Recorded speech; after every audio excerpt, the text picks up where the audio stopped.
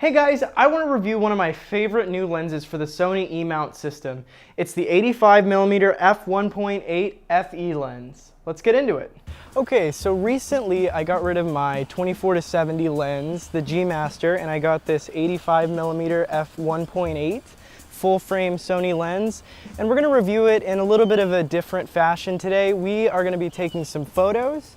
We're going to be taking some portraits with it, 85mm, that's like the portrait's focal length. So let's do it. It's easy to see why 85mm is the portrait's focal length. You get great sharpness and great background blur.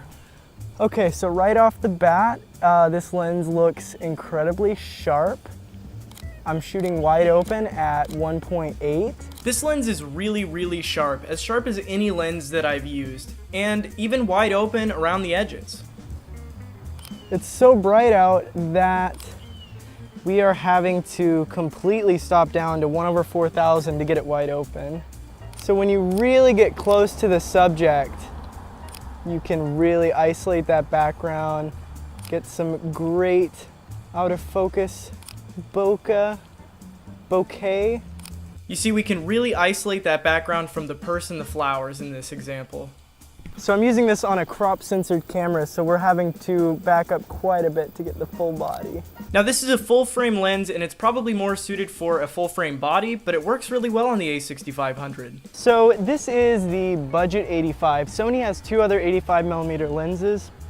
The G Master f1.4, get a little bit more light in, a little bit more bokeh with that lens, and then they also have the Batis or Batis 1.8. That one you're getting optical stabilization and the OLED display, but this one is holding its own so far. We're gonna go to a new location now.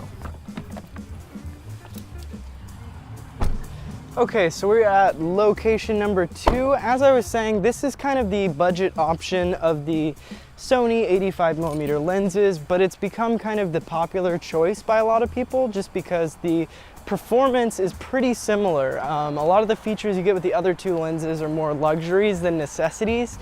I think this lens kind of has it where the meat and potatoes are concerned. Ooh, let's see if I can get a little bit of foreground. All right.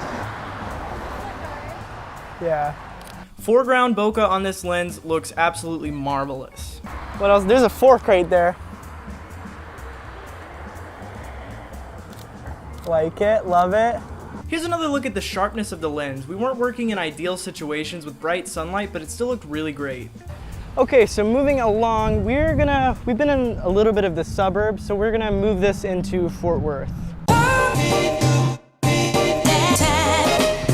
So we are at Taco Heads. We're gonna take some pictures with Kristen's skateboard. All right.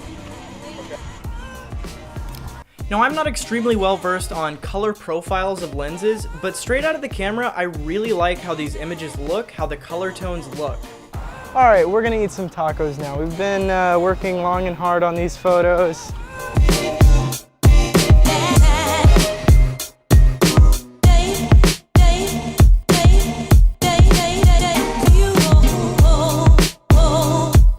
Moving on to a couple of indoor examples, we're seeing much of the same.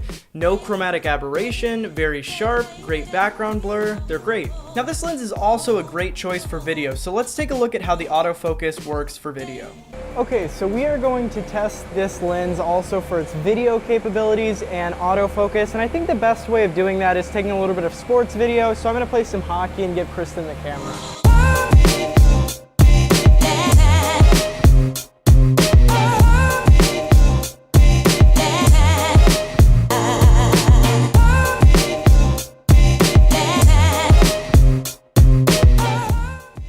Now this example was an interesting one for the autofocus. It wasn't really an easy test as the glass sometimes caused the lens to hunt a little bit for focus, but overall it does a great job tracking the subject across the frame. These are really advanced, difficult things for autofocus to be able to do here, and I think it's really holding its own.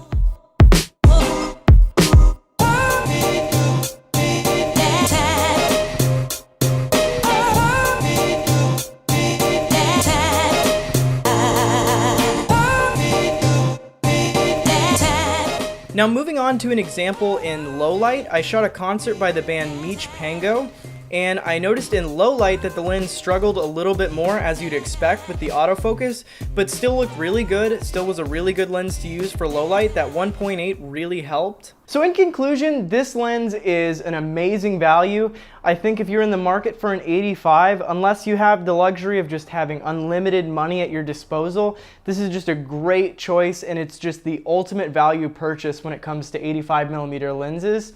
Now, you won't be getting optical stabilization, you won't be getting the OLED display, you won't be getting f1.4, but this lens is every bit as sharp, it's got it where it counts, and I love this lens. Thanks for watching, everybody. I hope you enjoyed it. Comment what you think and subscribe.